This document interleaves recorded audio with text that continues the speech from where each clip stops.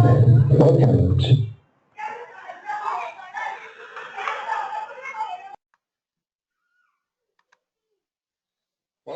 to the audio recording of the Service Design Thinking keynote held during the Sales Kickoff 2015.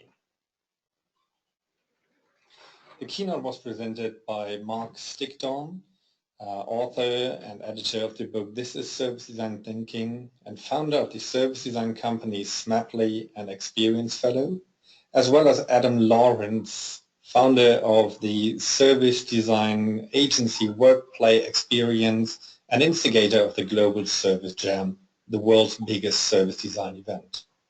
So before we talk about service design, we're going to take you on a journey, the journey of a customer.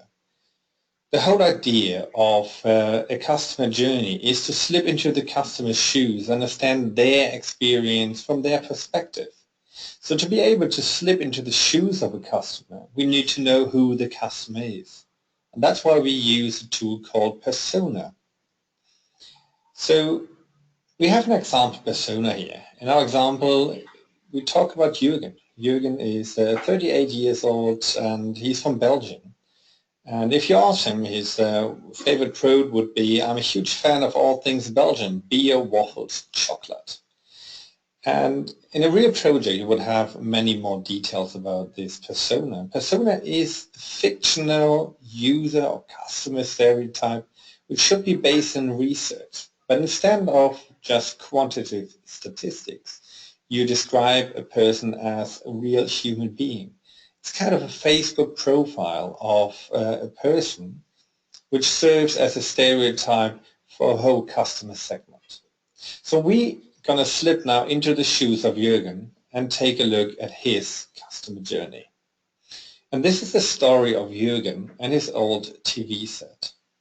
And just to get that right, we're going to be talking about service design, but the story will be about a TV. And I think we all agree that TV is a product, right?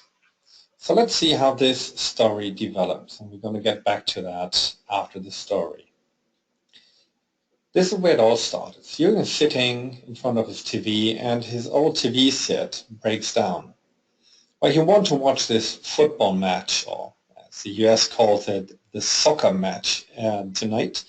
And that's why his journey starts with looking for possibilities to get a new TV. So he starts reading advertisements in print media because he got his newspaper just next to him. And of course he takes a look for offers online, seeing what is a good TV suitable for his purposes to a good price. Well, of course he also reads some online reviews, and this is something we can see everywhere now. If you think of tourism and yourself, how you behave when you book a hotel or a holiday, do you use websites like TripAdvisor or Hotels.com, Booking.com to read the reviews of other people? So this is a trend we see, and actually there was some research in Germany that 65% of German tourists would never book a hotel again without reading online reviews. So the majority of German tourists actually believe in online reviews. This is something we can see not only in tourism but across all services and also other products. The recommendations of other people is becoming the crucial buying decision factor. Well, in our story, Jürgen, after he read some reviews and he read online and offline where there are good offers, he needs a TV that night. So he actually goes to a local store and asks somebody there for information and take a look at the TV set. And it's something we now get more and more familiar with that. Even though you are within a store, you just turn around and take out your mobile phone and you compare prices of different TV sets on your mobile device. And then you actually see that, well, next door, or a few streets from here, there's another shop which has exactly the same TV, just a bit cheaper. So what Jürgen does now is he goes to this other shop and he's actually buying the TV there. He knows exactly where to go. He knows the price. He's just going in and out. So from a company perspective, actually this is only where the service period starts, when he buys his TV. Until then, the customer was not a customer. It was just a person who might be interested in the product. Well, this is the European way how to get TV back home rather, but it is part of his journey. He needs to get the product home. Can be get delivered, or he needs to do that on his own. Once he's at home, he needs to set up his new TV. And he starts using his TV for the first time. And we all know that. We are used to our old products.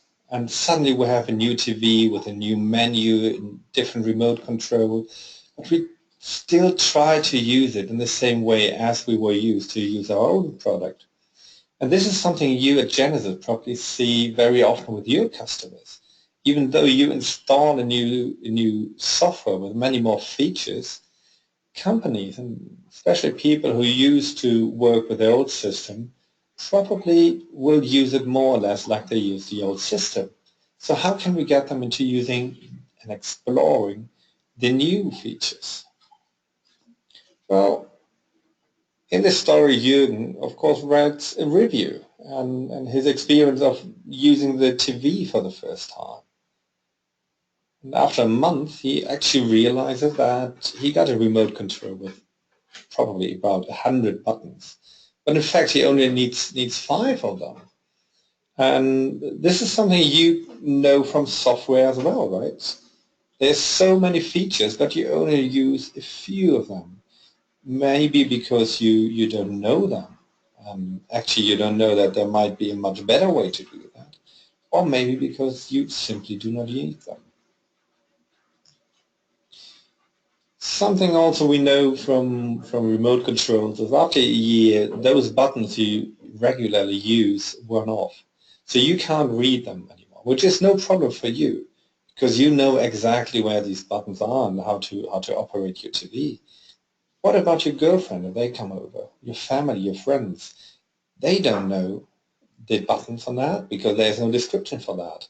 So they really struggle hard into how to using this system. Also something we know from software and other services. It is a problem of documentation. How do you hand over your product to somebody so they know how to use it? Recommendation to friends is not only happening through websites like electronic word of mouth or review platforms, it's also happening face to face. So in that case, he meets friends at a dinner party and they're actually talking about their experience with different products because his friend now wants to buy a new TV set. Well, Jürgen said, well, actually, I'm not really happy with that because it looked all good, the price was okay, but the usability, the experience of using it actually was crap. So I wouldn't recommend to buy this. In service design, we use different ways how to visualize these stories. Because when we design services, we have a problem. We can't put a service on a table like we could do it with a product and get people around and talk about the same thing. Services are not tangible. It is all about experiences the customer have. And these experiences happen up in your head. So it's really hard to design them if you can't touch them. So we use tools like a storyboard, as you can see that right now, where you visualize the story, the experience of a customer, to actually make it designable. Because only if you can see it, you can work on that. So let's get back to the question I raised in the beginning. We're talking about service design, but I'll show you a story about a product. Well, the old thinking was that a customer journey should be focused on the moment of sale. And on this moment of sale from a service provider's perspective, from a shop's perspective, is a service period. So in general, any experience can be divided in 3 stages. Pre-service period, everything until somebody decides to buy a certain product.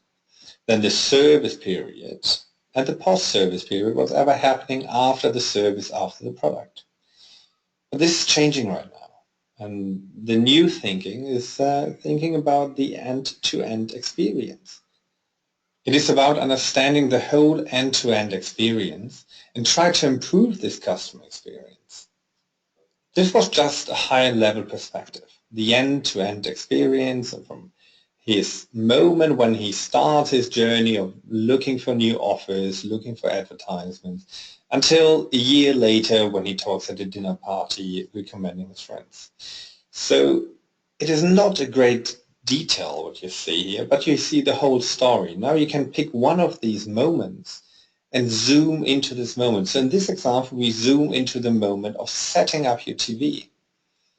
And in fact, this moment can be separated into smaller steps. So before you can start watching TV, you first need to get rid of your old TV. You need to arrange your TV in the room. Where do you put your music boxes? You need to tidy up your room, of course. You need to unpack your TV. And if you think of some products, like an Apple product, for example, the experience of unpacking the product is well designed. It is a nice experience. Compare that to blister packages, where you have a thick plastic packaging all around the product, and you actually need a knife or some scissors to cut it open. Well, once you manage to open up your packaging, you got your product, you need to set up your TV. You need to set up the cables. Nowadays, you need to connect your TV to the Wi-Fi and do a software update before you can actually set up your channels. All these moments are opportunities for a service provider to improve the customer experience and by that differentiate from other competitors. There's another thing about customer experience. Customer experience nowadays is a so-called cross-channel experience. So even in this simple example, you see that Jürgen moves between various channels. He starts with interacting with a product, then uses a print product, moves then to the web channel, to the internet to take a look at reviews. He then goes to a shop, which is face-to-face contact. He uses mobile phone and so on and so forth. So this is called a swim lane diagram because it looks like a swimming pool from above. And all these different swim lanes are different communication channels. Well, this was just one customer journey, one persona. And of course, there are different personas as stereotypes for different customer segments. So let's have a look at a different persona. Let's have a look at Brandon. And what you see is that the customer journey of Brandon looks different than the customer journey of Jürgen. He uses different channels. So the cross-channel interactions are different. He jumps between channels. So in service design, this means for us, when we design an experience, we have to be careful which channel actually the customers are using. And are these really the preferred channels? Are the channels we offer as a company the preferred channels from a customer perspective? This kind of visualizations helps us to identify what might work for a customer. There's one channel where definitely customers meet. So the final recommendation Jürgen does online can make or break the buying decision of Brandon. And this is what's happening on social media nowadays. I brought you two examples for social media, a positive one and a negative one. And I'm sure you're familiar with the negative one, so I'd rather start with the positive one. This is a story of Joshi the giraffe. So Joshi is kind of a teddy bear. And the story goes like this. There was a family having a vacation in a hotel. And the kid forgot his Joshi in the hotel. So the dad called the hotel and said, have you found Joshi? Because my boy actually can't sleep without him. And the hotel said, yes, sure, we found him. So the dad asked, can you please send it to me? And they said, yeah, no worries. And then he said, well, I told my boy the story that Joshi is taking a little bit longer vacation in your hotel because he likes it there so much. So that was good enough to calm my boy down because he was crying and all that. But now I have to prove this story to my boy. Could you please maybe take a photo of Joshi by the pool or somewhere and put it in the box? So the hotel said, well, that's a bit odd, but yeah, we can do that, no worries. So this is not what they've done. They've done a whole photo story. So on the left-hand side, Joshi started working in the hotel in the security center. Then Joshi gets a spa treatment, he gets a massage, actually cucumbers on his eyes, and of course he's making loads of friends. So you can read the whole story on Huffington Post. The link is on the page there. Of course, what happens there is if you read such a story, you get a really positive image about the hotel. The hotel even did a name tag for Joshi. Of course, Joshi was now responsible for loss prevention. Well, social media can always go good, but also can go bad. And a few years ago, you had a keynote from somebody who can tell a story about what happens if you have a bad customer experience. And you put a little bit of creativity in it to make your story go viral. So Dave Carroll, with his song United Works Guitars, is a great example of a negative social media, because it has a huge impact on United Airlines. And you can even see the impact in the stock market, and Harvard now wrote a case study about that. What it comes down to is customer satisfaction. Customer satisfaction is always the difference between expectations and your experiences. So if you have this model in your mind and you take a look at the customer journey, you see that the pre-service period, everything until your buying decision, drives your expectations. Then while you're using a product or service, you actually have certain experiences, and then afterwards you recommend it or you do not recommend it. So that is, you're either satisfied or you're not satisfied with it. Well, if your experiences match the expectations, you're satisfied. It's not great, but you had an okay experience. Very often we see that we have too many expectations, mostly due to advertisement, and the experience can't hold up to these advertisements. That's why people are dissatisfied. Or we cut down costs. Think about a hotel, and the family is going to this hotel since years. Now the hotel is in crisis and they need to cut costs down. So they decrease by that actually the experiences, and they're very loyal customers. They come there year after year. They know exactly what to expect. Suddenly it's different. It's still okay, but it's not as good as before. And that's why people are dissatisfied. So what can we do to get people happy, to increase satisfaction? Well, we can increase experience. Very often that does not include a lot of costs. It often just includes some customer centricity, that we really understand the people as human beings, as our customers, and maybe a bit of creativity. This is what service design is quite good at. A second way how to increase satisfaction is by decreasing expectations. That might sound a bit weird in the beginning, but if you think of it, it's something we do very often ourselves. Think about what you do when you invite your friends over for dinner. What do you tell them? Probably you tell them something like, don't expect too much, I just do a little bit. And then in fact you're spending hours in the kitchen preparing a huge meal. And this is just because we know the effect of decreasing expectations to maximize satisfaction. In reality, it looks a little bit more complex than this easy model, because actually at each moment of the customer journey, we evaluate and we compare our expectations with our experiences. What we get out of that is called the emotional journey. So this is the level of satisfaction, from very positive to very negative. And this looks different for different customer segments, for different personas. Well, there's one thing about emotional journeys and satisfaction, and that is, where do we measure customer satisfaction? At which of these moments within the customer journey do we actually measure it? Very often we measure it after their service experience, so somewhere around here, at the end of it. And then we get average ratings, like 89.7% of our customers rate our service as very good.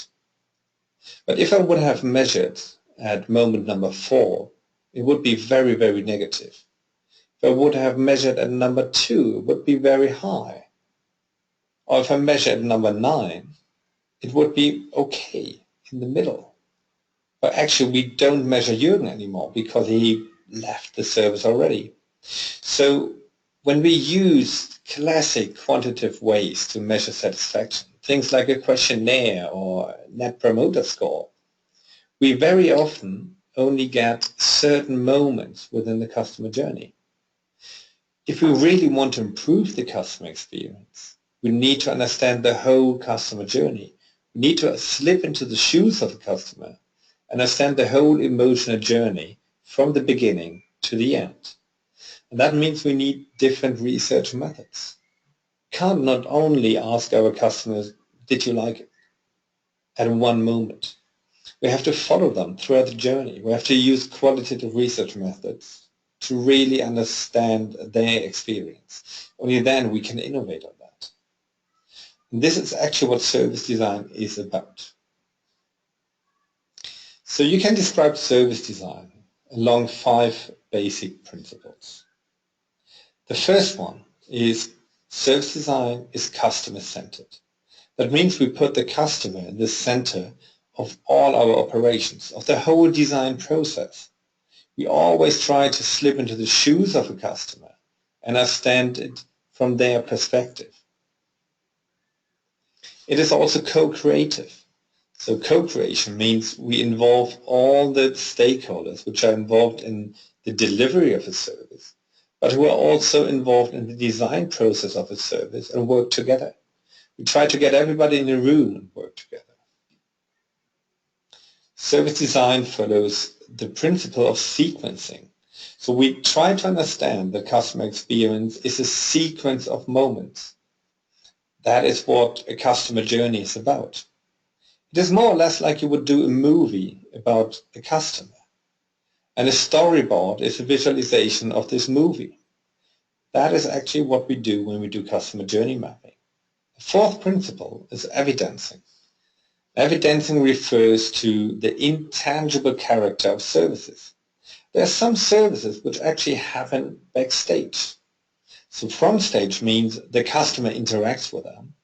They see what's happening. Backstage means customers don't even notice that the service happens. A great example for that is a room service in your hotel. It's a classic example for backstage processes because a customer should actually never see somebody from the room service. But how can you prove that a service happened backstage? How can you prove that to a customer? The best example for that is the folded toilet paper.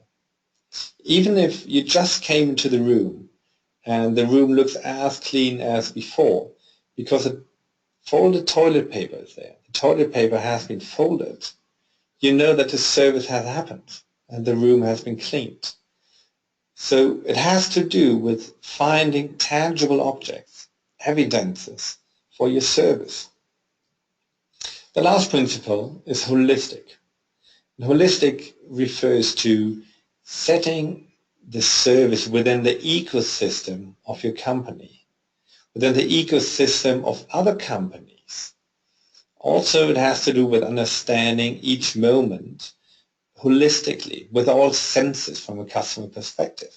So not only what you see or what you hear, but also what can you touch? How does it smell? How does it taste? So when we talk about service design, who nowadays teaches service design? Well, many companies do that. Many of your customers actually already practice service design. Design and business schools put service design in their curriculum. Their MBA programs, so executives learn about service design. And nowadays, even high schools learn it. So Austria, for example, is the first country who put service design into the curricula of high schools. So every 16, 17-year-old student in Austria still will learn what service design is. To give you an idea of how service design looks like and how we teach service design, we brought you a short video from one of the business schools where we teach service design, the IE Business School in Madrid. And we always teach together with a company. In this case, it was IKEA.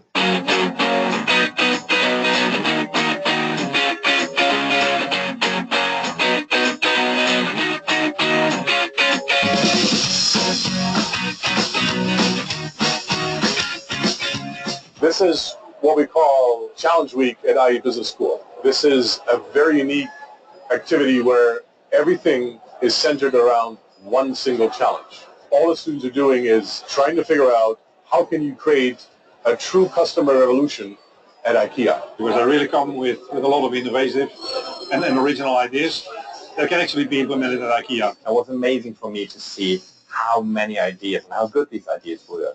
Taking this idea on Monday, first ideas, then doing some research, but then there was the prototyping. It's important not just to say, I believe this works, but to have something I can test. 350 of the brightest MBAs in the world, you use their brains and collective energy, and you see a cumulative output at the end that is completely mind-blowing. As tomorrow's CEOs, I think that IE really wants us to get in touch with who our customers will be. I believe it's a great way to implement the tools we are learning here on a concrete project and such a big multinational. It's a challenge for us. It's to get out of the box, to think differently, to get new approaches. It's been an unusual way of working for some of these guys. Some of them really enjoyed using tools they've learned for the first time this week. This is going out into the real world, getting your hands dirty, and actually coming up with real solutions that can have a real impact on IKEA and also on the lives of millions of people who use IKEA products. To really help on something that's so close to home, because we've all been there, we all use it. They're innovative and creative and disruptive in the way they're doing business in the sector. What we're doing here is really pushing the boundaries of the traditional MBA classroom. I think this was an amazing week. Great stuff is happening. I think also great connections are going to be made, and we will see more of this in the future. 350 MBAs, 54 groups, one challenge.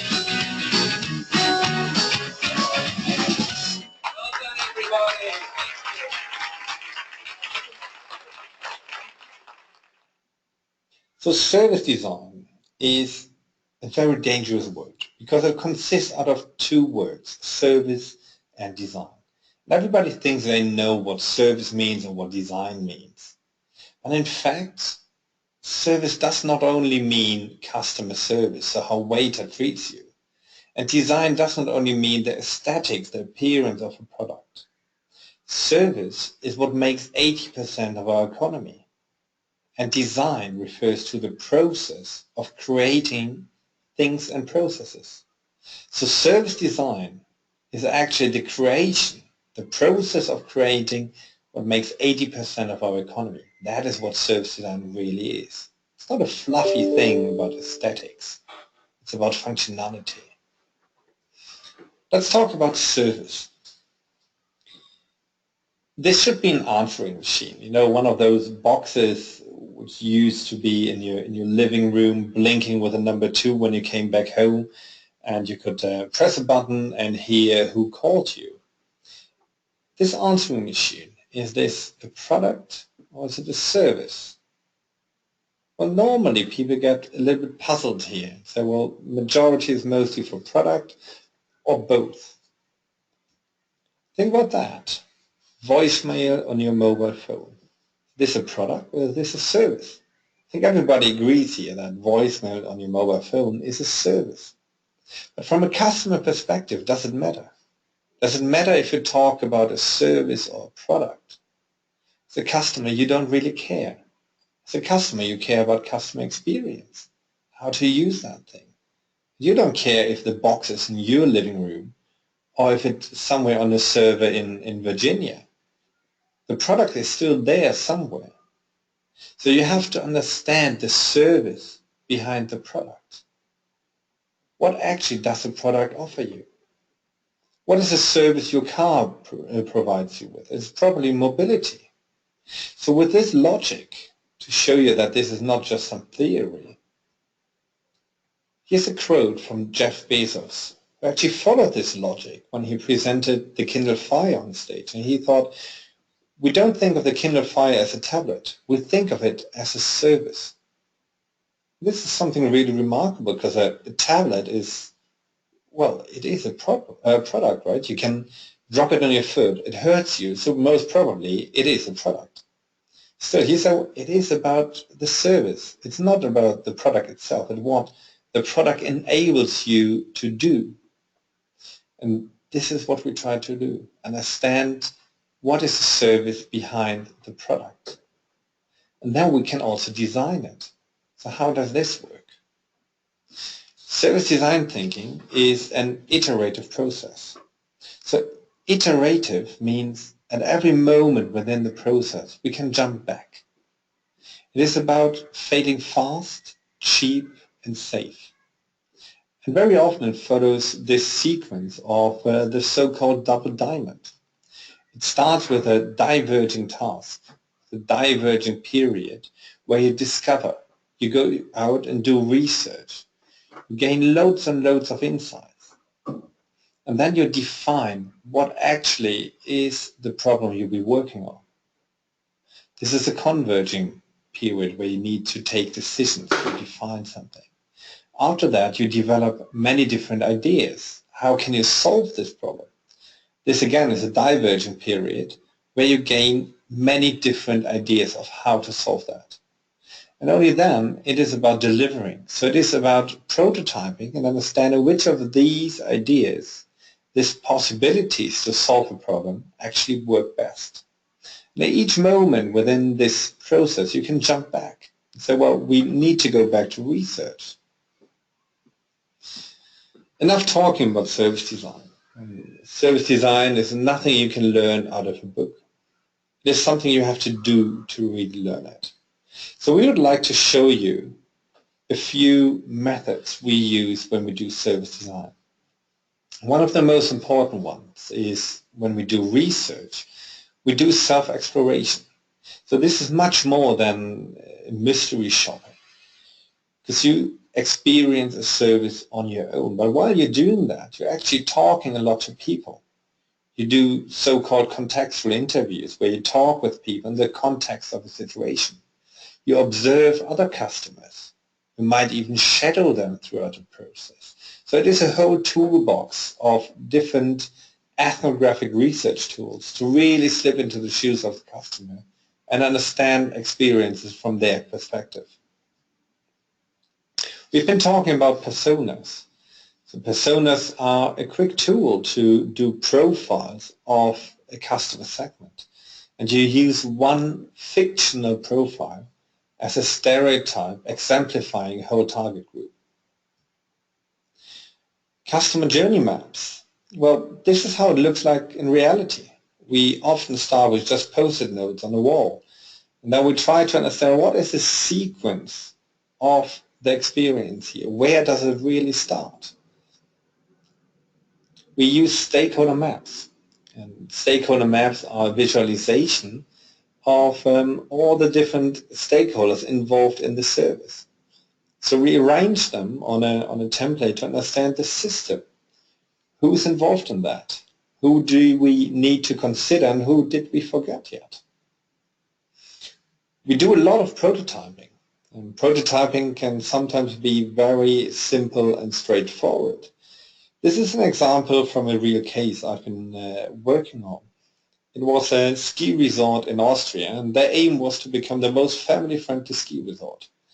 And they invested some million euros into building a new infrastructure building where you have a ski shop, the ski school, the main restaurant with 600 seats. So it's a huge, huge building, a big investment.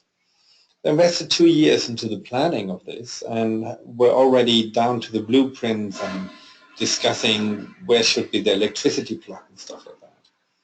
And they asked us, well, we're not sure if this is really serving our target group.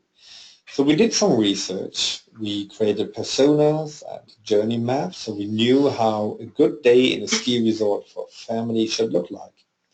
And then we plotted out the blueprint and just used simple Lego figures to walk through the day on this desktop. And it took us just a few minutes to understand, wait a second, where are the children? So actually the whole building wasn't focusing enough on the children. Once we realized that, we spent a few hours into generating ideas just with Lego on the blueprint of how can we actually get these different groups, the moms, the dads, maybe the grandparents and the children, work together in this building. And it was a big success in the end.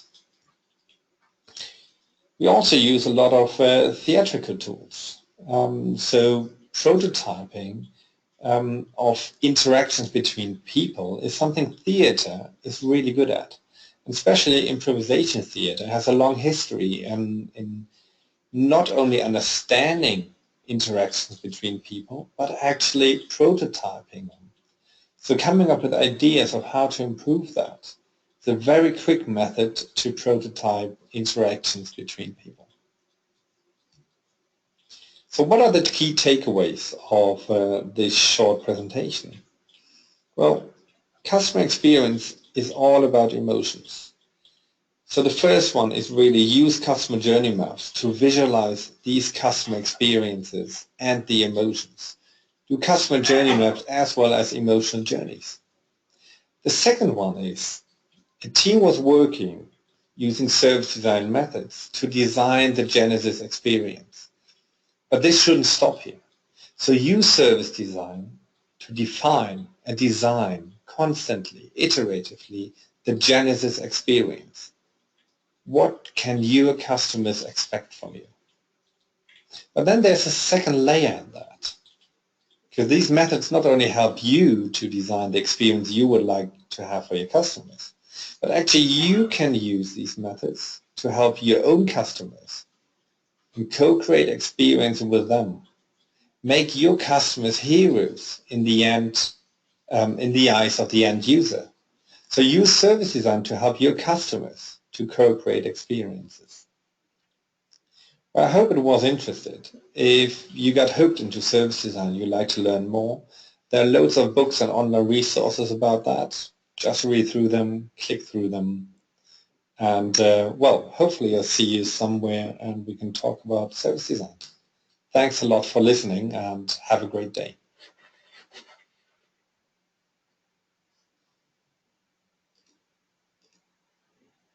As usual, there's a 10-question quiz associated with this module. You need to pass the quiz in order to complete the course. Pass mark is 70% and you have